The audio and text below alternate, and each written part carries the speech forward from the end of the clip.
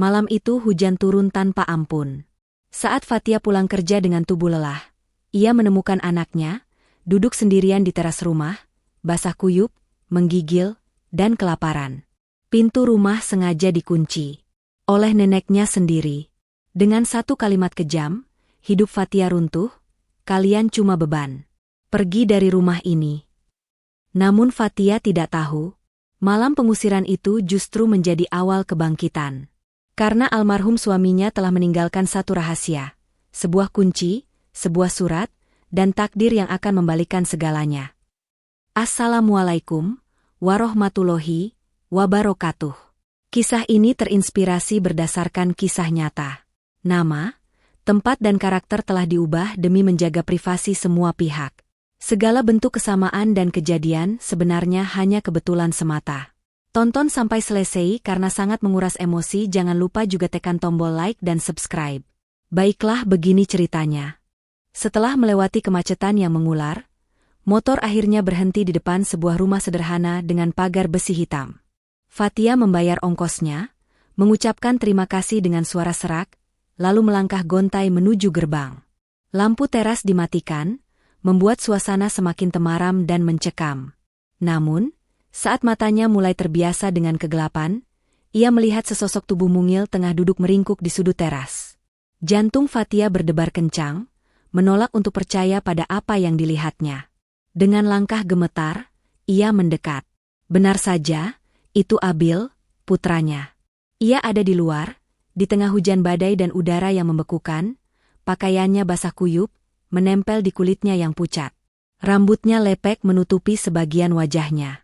Fatia menjatuhkan tas kerjanya begitu saja. Ia berlutut di hadapan putranya. Tangannya yang dingin menyentuh pipi Abil yang terasa seperti es. Abil, sayang, kenapa di luar, nak? Suara Fatia bergetar, campuran antara panik dan amarah yang mulai membakar dadanya. Abil mengangkat kepalanya perlahan. Wajahnya basah, sulit dibedakan mana air hujan dan mana air mata. Bibirnya membiru dan seluruh tubuhnya menggigil hebat hingga giginya bergemeletuk. Ia menatap ibunya dengan mata yang sayu, mata yang kehilangan binar cerianya. Ibu, bisiknya, suaranya nyaris tak terdengar. Adek lapar, dingin. Rasa sakit yang tajam menghantam ulu hati Fatia. Ia segera melepaskan jaketnya yang sedikit lebih kering dan menyelimuti tubuh mungil itu, lalu memeluknya erat. Kenapa bisa di luar? Kenapa tidak masuk ke dalam? Sayang, nenek mana? Tanyanya lagi.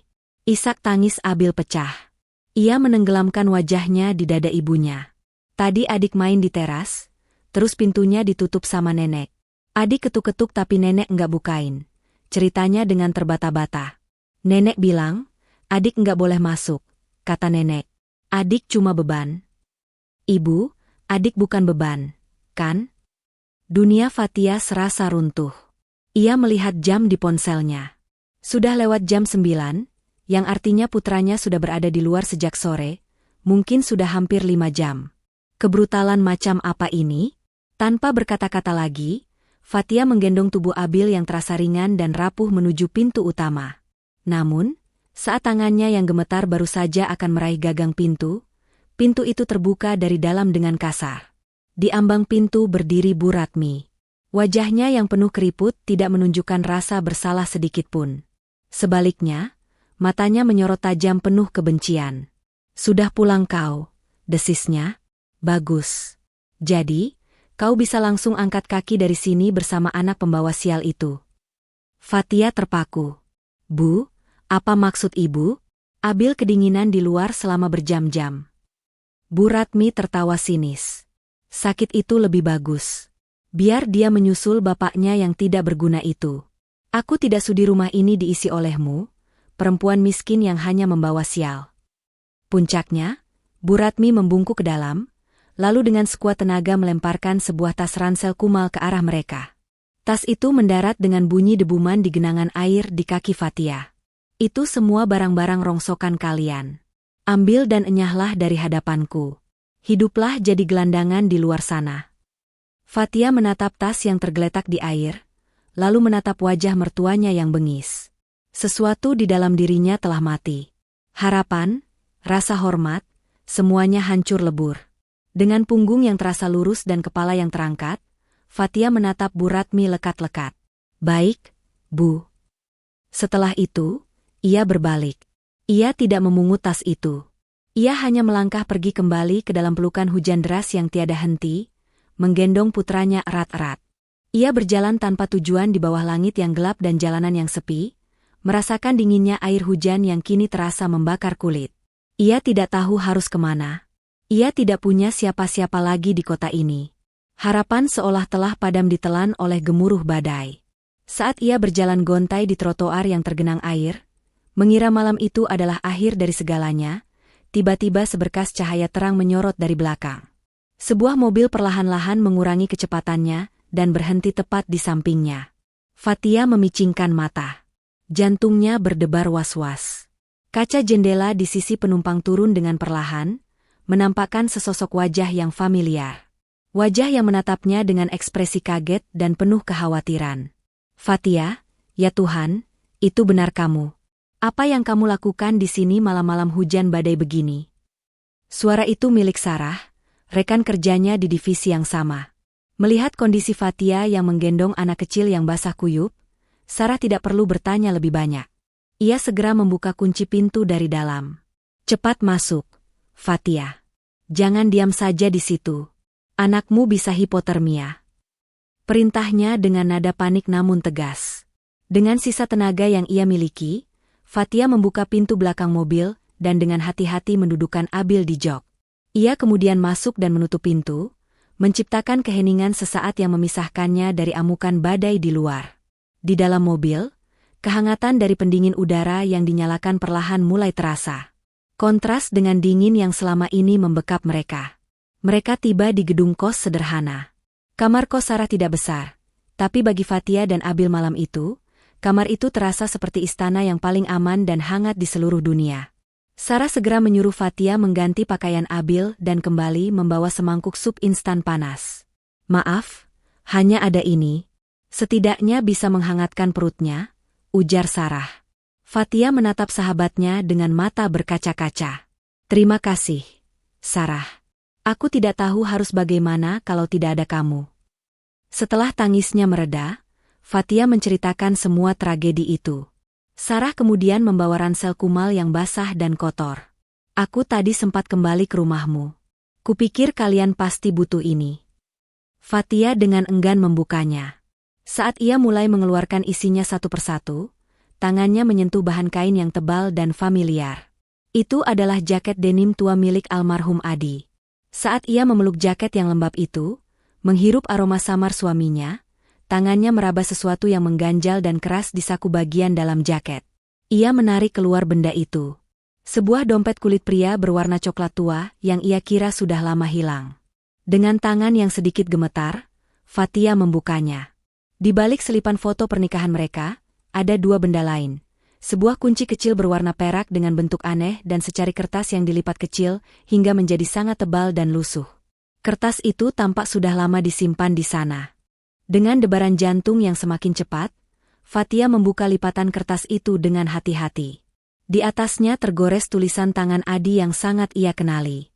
Pesan itu singkat, namun setiap katanya seolah memiliki bobot yang sangat berat. "Fatia, istriku, jika suatu hari kamu membaca ini, artinya hal buruk telah terjadi padaku dan ibu sudah melewati batasnya. Maafkan aku tidak bisa menjagamu. Jangan menangis terlalu lama. Kamu harus kuat untuk jagoan kita. Jika ibu mengusirmu, gunakan ini semua demi masa depanmu dan Abil." Fatia membaca kalimat itu berulang-ulang. Gunakan ini maksudnya apa? Kunci ini kunci untuk apa? Dan bagaimana bisa Adi seolah sudah meramalkan kejadian ini? Di tengah keputusasaan total, secercah misteri dan harapan kecil yang aneh mulai menyala di hatinya. Ini bukan sekadar dompet tua. Ini adalah pesan terakhir dari suaminya. Sebuah petunjuk yang ditinggalkan dari seberang kematian. Pikirannya bekerja keras, mencoba menggali setiap sudut ingatannya. Perlahan, sebuah kenangan mulai terbentuk. Kejadiannya sekitar setahun yang lalu.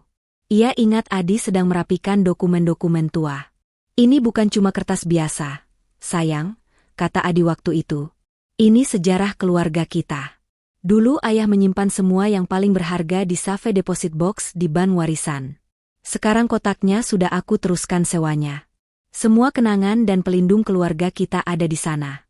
Tia, kalau suatu saat nanti ada apa-apa dan kamu butuh jawaban, mungkin semua jawabannya ada di dalam kotak itu. Percakapan itu kemudian terlupakan, tapi sekarang kembali dengan sangat jelas. Safe Deposit Box, ban warisan, pelindung keluarga. Potongan-potongan teka-teki itu mulai menyatu di benaknya. Mungkinkah kunci kecil di tangannya ini adalah kunci untuk kotak itu? Mungkinkah pelindung yang dimaksud Adi adalah sesuatu yang nyata? Sekecil apapun kemungkinannya, ia harus mencobanya. Demi Abil, ia harus tahu apa yang ada di dalam kotak itu. Ketika garis fajar pertama mulai mewarnai langit timur, Fatia sudah membuat keputusan. Ia akan pergi ke ban warisan hari ini juga. Pagi menjelang dengan cepat. Setelah membersihkan diri, Fatia berpamitan dengan Sarah yang berjanji akan menjaga Abil. Fatia mengecup kening Abil yang masih tertidur, membisikkan janji bahwa semuanya akan baik-baik saja. Perjalanan dengan bus kota terasa seperti perjalanan menuju dimensi lain. Setelah hampir 1 jam, ia tiba di tujuannya. Gedung ban warisan berdiri megah dan kuno di antara bangunan-bangunan modern yang mengapitnya. Pilar-pilar besarnya yang bergaya kolonial dan dindingnya yang terbuat dari marmer kusam memberinya kesan angker sekaligus agung. Dengan menarik napas dalam-dalam, Fatia melangkahkan kakinya masuk. Ia berjalan lurus ke meja layanan pelanggan dan meletakkan kunci perak kecil itu di atas meja. Setelah menunggu, seorang pria paruh-baya yang berwibawa, Pak Budi, sang manajer, menghampirinya. Setelah melihat kartu identitas Fatia, Pak Budi menjelaskan bahwa Adi meninggalkan instruksi yang sangat spesifik dan menyerahkan sebuah amplop putih tebal yang sudah agak menguning. Di bagian depan tertulis, "Untuk istriku tercinta Fatia." Fatia membaca surat itu. Adi menjelaskan, "Aku menulis surat ini karena aku mengenal ibuku sendiri. Keserakahannya dan ketidaksukaannya padamu selalu menjadi ketakutan terbesarku. Karena itu, jauh-jauh hari aku sudah mempersiapkan ini semua. Di dalam kotak simpanan ini ada semua yang kubangun untukmu dan Abil. Terutama rumah kita. Rumah yang kita tempati itu kubeli dengan hasil kerjaku sendiri jauh sebelum kita menikah. Itu bukan harta warisan keluarga. Sertifikat aslinya ada di dalam kotak ini. Rumah itu adalah milikmu dan Abil. Secara hukum jangan pernah merasa kau menumpang." Air mata tumpah ruah. Suaminya telah membangun sebuah benteng untuk melindunginya. Setelah menenangkan diri, ia membuka kotak simpanan. Isinya persis seperti yang dikatakan Adi, sertifikat deposito, polis asuransi jiwa, dan yang paling penting, sebuah map tebal berisi sertifikat hak milik, SHM, dan akta jual beli, AJB, rumah mereka. Semuanya sah, semuanya legal. Fatia kini memegang bukti tak terbantahkan. Saat ia hendak menutup kembali kotak itu, matanya menangkap sesuatu yang tergeletak di dasar kotak yang tadi tertutup oleh map-map. Sebuah amplop lain. Amplop ini lebih tebal, berwarna coklat, dan tampak kaku. Di bagian depannya hanya tertulis satu kata dengan huruf kapital yang tegas, "Ibu." Di atas amplop itu tertempel secari kertas memo kecil dengan tulisan tangan Adi yang sama. "Berikan ini hanya jika dia sudah melewati batas." Fatia menatap amplop itu. Jika surat pertama tadi adalah perisai yang Adi berikan untuknya, amplop kedua ini terasa berbeda. Amplop ini terasa berat, dingin, dan memancarkan aura yang mengintimidasi. Ini bukan perisai. Ini adalah sebuah pedang, sebuah senjata pamungkas yang telah disiapkan Adi. Rahasia apa yang begitu kuat hingga Adi merasa perlu menyiapkannya sebagai senjata terakhir? Bu Ratmi terbangun keesokan paginya dengan perasaan ringan yang sudah lama tidak ia rasakan. Ia meregangkan tubuhnya di atas ranjang. Sebuah senyum puas terukir di bibirnya. Rumah ini akhirnya kembali menjadi miliknya seutuhnya. Ia segera menelepon Pak Joko, makelar properti, dengan nada riang. "Rumah saya yang di Jalan Kenanga itu sudah siap dijual. Sudah kosong sekarang. Tolong carikan pembeli yang cepat ya, Pak." Siang itu, Pak Joko datang dan memasang plang, "Dijual," besar di depan rumah. Namun, menjelang sore, bel pintu berbunyi. Seorang kurir berseragam menyodorkan sebuah paket dokumen. Bu Ratmi menandatanganinya dengan acuh tak acuh. Ia membuka amplop itu yang berasal dari Kantor Hukum Wahyudi Rekan. Matanya mulai membaca. Perihal, surat pemberitahuan dan peringatan. Lalu ia membaca kalimat kunci, seluruh aset bergerak maupun tidak bergerak, termasuk properti berupa tanah dan bangunan yang berlokasi di Jalan Kenangan nomor 12 secara hukum telah jatuh kepada ahli waris yang sah, yaitu istri beliau Ibu Fatia, dan putra beliau, Abil. Tangan Bu Ratmi mulai gemetar. Ia membaca ulang kalimat itu, matanya membelalak tak percaya. Ia ambruk terduduk di sofa. Kemenangan yang ia rasakan sepanjang hari ini ternyata hanyalah sebuah ilusi. Ia bukan ratu di rumah ini. Ia hanyalah seorang penunggu, seorang penghuni liar. Pagi berikutnya datang dengan suasana yang sama sekali berbeda. Fatia, didampingi pengacara Pak Wahyudi, kembali ke rumahnya. Saat mereka tiba, mereka disambut plang, dijual, yang ironis. Bu Ratmi membuka pintu. Wajahnya kuyu, matanya bengkak, dan ia memaksakan sebuah senyum palsu. Ia mencoba memeluk Fatia. Fati, anakku, akhirnya kamu pulang. Fatia berdiri diam. Pak Wahyudi kemudian menjelaskan dengan tegas bahwa berdasarkan wasiat, rumah ini milik Fatia dan Abil. Bu Ratmi menolak, lalu kemarahannya meledak. Palsu. Ini semua pasti palsu. Aku tidak percaya. Adi tidak mungkin melakukan ini padaku. Ia menatap Fatia dengan mata buas. Ini pasti ulahmu, dasar perempuan ular. Kamu pasti pakai guna-gunakan? Kamu pelet anakku.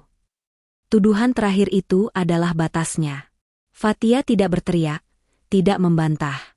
Dengan gerakan yang tenang, ia mengeluarkan amplop coklat tebal dari tasnya dan meletakkannya di atas meja kaca. Adi menitipkan ini untuk ibu. Teriakan Bu Ratmi terhenti di tenggorokannya. Matanya terpaku pada amplop itu. Tulisan tangan Adi di sana begitu nyata. Bu Ratmi menyambar amplop itu dan merobeknya. Ia mulai membaca. Surat itu adalah cermin yang memantulkan semua keburukan sifatnya yang selama ini ia sembunyikan.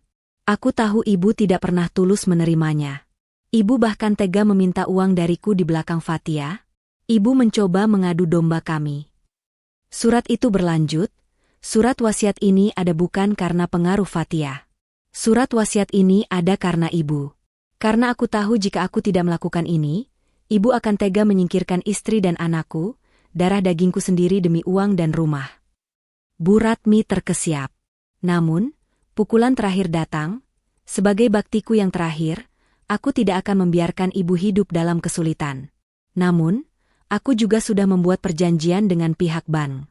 Jika terjadi sengketa hukum atas asetku yang melibatkan ibu, maka pencairan dana bulanan itu akan dihentikan secara permanen pada hari yang sama. Amplop itu terlepas dari genggamannya. Bukan hanya rumah yang hilang, tapi sumber penghidupan satu-satunya telah putus. Bu Ratmi ambruk kembali ke sofa. Tubuhnya terguncang oleh isak tangis yang kini nyata. Tangisan seorang pecundang yang telah kehilangan segalanya. Pak Wahyudi memberikan ultimatum, kami memberikan ibu waktu 48 jam untuk mengemasi barang-barang pribadi ibu dan meninggalkan rumah ini secara sukarela. Fatia dan Pak Wahyudi berbalik, meninggalkan Bu Ratmi di dalam rumah itu sendirian. Tepat setelah batas waktu 48 jam berakhir, Fatia dan Abil kembali. Rumah itu terasa asing, namun lega. Abil berlari ke kamarnya, berteriak gembira menemukan semua mainannya masih tersimpan rapi. Fatia memulai ritual pembersihan, mengusir hawa pengap dan kenangan buruk. Beberapa minggu kemudian, Fatia sedang menyiram tanaman bunga di halaman depan. Abil bermain bola plastik di teras. Kehidupan terasa damai. Saat itulah dari ujung jalan, ia melihat sesosok wanita tua berjalan gontai. Pakaiannya kusam, rambutnya acak-acakan, dan jalannya tidak lagi setegap dulu. Itu Bu Ratmi. Wanita itu berjalan mendekat dan berhenti tepat di seberang jalan. Menatap rumah itu dengan pandangan yang sulit diartikan. Ia terlihat jauh lebih tua, kurus, dan benar-benar sendirian. Abil kemudian berlari dan memeluk kaki ibunya, mencari perlindungan. Fatia tahu apa yang harus ia lakukan. Ia tidak akan membiarkan racun dari masa lalu masuk kembali. Tanpa amarah, Fathia hanya memberikan anggukan kecil yang sopan namun penuh jarak kepada Bu Ratmi. Setelah itu, ia membalikkan badan, menggandeng tangan Abil, dan mengajaknya masuk ke dalam rumah. Dengan gerakan perlahan dan mantap, Fathia menarik tali gorden di ruang tamu, menutup jendela itu rapat-rapat. Pintu menuju masa lalu telah ia tutup. Saat ia sedang memeluk Abil, ponselnya berdering. "Perkenalkan, Bu. Saya dari perusahaan modal Ventura. Kami tertarik untuk berdiskusi lebih lanjut mengenai potensi investasi untuk mengembangkan usaha Ibu." Fathia terpanah. Ia tersenyum. Hatinya dipenuhi rasa syukur yang meluap. Mereka aman. Mereka bersama dan mereka akan baik-baik saja. Seminggu kemudian, Fathia mengenakan blus terbaiknya dan menemui perwakilan modal Ventura di sebuah kafe modern di pusat kota. Perusahaan itu bernama Inovasi Cepat.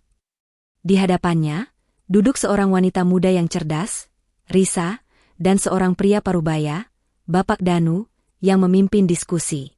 Mereka sangat terkesan dengan resep dan efisiensi dapur Fathia. "Dapur Bunda punya potensi besar, Bu Fathia. Konsep makanan rumahan yang otentik dan higienis sangat dicari. Kami bisa membantu Ibu memperluas kapasitas produksi hingga 5 kali lipat dalam 6 bulan, jelas Risa dengan antusias. Fathia, yang terbiasa mengurus keuangan hanya dalam skala rumah tangga, mendengarkan rencana bisnis yang melibatkan jutaan rupiah dengan napas tertahan. Ia merasa seperti berada di kelas yang jauh lebih tinggi. Setelah diskusi yang intens, ia setuju untuk menerima investasi dengan syarat ia tetap memegang kendali penuh atas resep dan kualitas. Ia menandatangani dokumen awal dengan tangan yang sedikit gemetar, bukan karena takut, melainkan karena rasa haru. Ini adalah langkah resmi pertama menuju kemandirian finansial yang Adi impikan untuknya. Ia bukan lagi Fathia yang malang, ia adalah seorang pemilik bisnis, Fathia Wijoyo. Malam itu, Fathia pulang dengan perasaan campur aduk antara kelelahan dan kebahagiaan. Abil sudah menunggunya dengan mata berbinar. Setelah makan malam, Fathia membawa putranya ke kamar Abil. Ia menunjukkan rencana sederhana yang ia buat di selembar kertas. Gambar kamar tidur Abil dengan dinding dicat biru cerah, bukan krem kusam seperti sekarang, dan rak buku baru yang besar. "Lihat, sayang. Besok kita akan mulai mengecat. Kita akan ubah kamar ini menjadi markas pahlawan super," janji Fathia. Abil tertawa, tawa renyah yang sudah lama tidak ia dengar selama masa-masa sulit. Tawa yang murni dan tanpa beban. Mereka berdua berbaring di tempat tidur. Fathia memeluk Abil erat-erat. Kehangatan tubuh mungil Abil menenangkan jiwanya. Jendela kamar itu menghadap ke taman belakang. Jendela yang tidak memiliki gorden tebal dan tidak perlu ditutup. Di luar, suara jangkrik dan gerimis pelan menjadi melodi latar dari kedamaian baru mereka. Ia menatap wajah damai Abil yang tertidur pulas. Ya, mereka aman. Lebih dari sekadar aman, mereka sedang membangun masa depan yang cerah, bata demi bata. 6 bulan berlalu. Dapur Bunda kini bukan lagi dapur rumahan biasa. Dengan suntikan modal dan manajemen yang profesional, Fathia telah menyewa sebuah ruko kecil tak jauh dari rumahnya, mengubahnya menjadi dapur komersial yang sibuk. Keteraturan dan keuletan Fathia yang dulu ia terapkan di kantor logistik ini, ia terapkan di bisnisnya sendiri. Ia berdiri di balik meja stainless steel, mengawasi para staf yang mengenakan seragam dapur Bunda. Teleponnya berdering tanpa henti. Pesanan catering untuk seminar besar, bahkan untuk resepsi pernikahan. Ia mengenakan seragam chef putih bersih dengan logo dapur Bunda yang disulam rapi, memancarkan aura kepemimpinan yang baru. Siang itu, Sarah datang berkunjung membawa Abil yang baru pulang sekolah. Abil, yang kini terlihat lebih berisi dan ceria, langsung berlari memeluk ibunya. "Ibu, Tante Sarah bilang kita punya cabang baru di utara, ya?" tanya Abil bangga.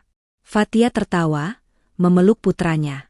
Ia melihat Sarah, yang menatapnya dengan bangga. Fathia menyadari bahwa ia telah berhasil. Bukan hanya secara finansial, tetapi ia telah mendapatkan kembali harga diri dan kehidupannya yang utuh. Ia telah memenuhi janji Adi. Kehidupan lama itu, dengan segala kepedihan dan mertua yang bengis, terasa seperti mimpi buruk yang sangat jauh. 3 bulan setelah pembukaan ruko, Dapur Bunda mencetak keuntungan yang melebihi perkiraan modal Ventura. Fathia diundang sebagai pembicara dalam sebuah konferensi bisnis kecil yang diselenggarakan oleh kamar dagang di sebuah hotel megah. Ia berdiri di atas panggung di hadapan puluhan pengusaha muda dan investor. Mengenakan setelan blazer profesional berwarna gelap dan kemeja putih, Fathia Wijoyo tampak jauh berbeda dari admin logistik yang lelah 6 bulan lalu. Rambutnya kini ditata rapi, dan aura percaya diri memancar darinya. Ia menceritakan perjalanan transformasinya, menekankan pentingnya kualitas otentik dan ketahanan mental. Saat sesi tanya-jawab, seorang wartawan mengangkat tangan, dengan pertanyaan yang tajam, mengacu pada masa lalunya. Ibu Fathia, banyak yang bertanya, apa rahasia, dapur Bunda, bisa sukses secepat ini? Apakah ada dukungan kuat dari keluarga suami Anda, mengingat reputasi keluarga Wijoyo? Fathia tersenyum tenang. Ia memegang mikrofon dengan mantap. Rahasia sukses saya adalah dapur yang bersih, resep dari hati ibu saya, dan perlindungan dari cinta almarhum suami saya. Jawabnya tanpa gentar. Mengenai dukungan finansial atau keluarga, dapur Bunda adalah 100% milik saya dan putra saya. Kami membangunnya sendiri, dari nol. Kami tidak berhutang budi pada masa lalu. Pernyataan itu, yang merupakan deklarasi kemerdekaan yang kuat, disambut tepuk tangan riuh dari para hadirin. Ia telah memenangkan pertarungan di depan umum, menegaskan statusnya sebagai kekuatan baru yang independen. Malam harinya, Fathia berusaha meninggalkan segala urusan bisnis di luar pintu rumah. Ia kembali ke peran yang paling ia cintai, menjadi ibu bagi Abil. Di kamar Abil, dinding-dinding yang dicat biru cerah kini benar-benar menjadi markas pahlawan super. Rak buku baru yang besar dipenuhi komik dan buku cerita, dan stiker dinding bergambar roket serta bintang bertebaran di sekeliling lampu tidur. Fathia sedang duduk di tepi ranjang, membantu Abil menyelesaikan tugas sekolahnya, mewarnai gambar dinosaurus yang baru. Abil bersenandung pelan, wajahnya fokus, lidahnya sedikit menjulur keluar karena konsentrasi. Fathia mengamati Abil, melihat betapa nyamannya anak itu dalam ruangnya sendiri. Rasa dingin, air hujan, dan ketakutan di teras itu kini telah tergantikan oleh kehangatan dan rasa aman yang tak tergoyahkan, terpancar dari setiap sudut kamar. Tiba-tiba Abil mendongak, menunjukkan hasil karyanya. Ibu, besok aku mau ajak Tante Sarah ke sini, ya? Biar Tante Sarah lihat markas baruku, tanyanya polos.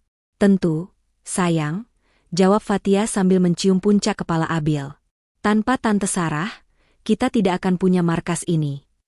Fathia memeluk Abil erat-erat, merasakan kedamaian yang mendalam.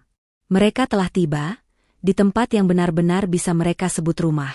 Hari Minggu yang tenang, Fathia memutuskan untuk melakukan perjalanan singkat ke pemakaman tempat Adi dikebumikan. Ia membawa buket bunga sedap malam dan melangkah pelan menuju makam suaminya.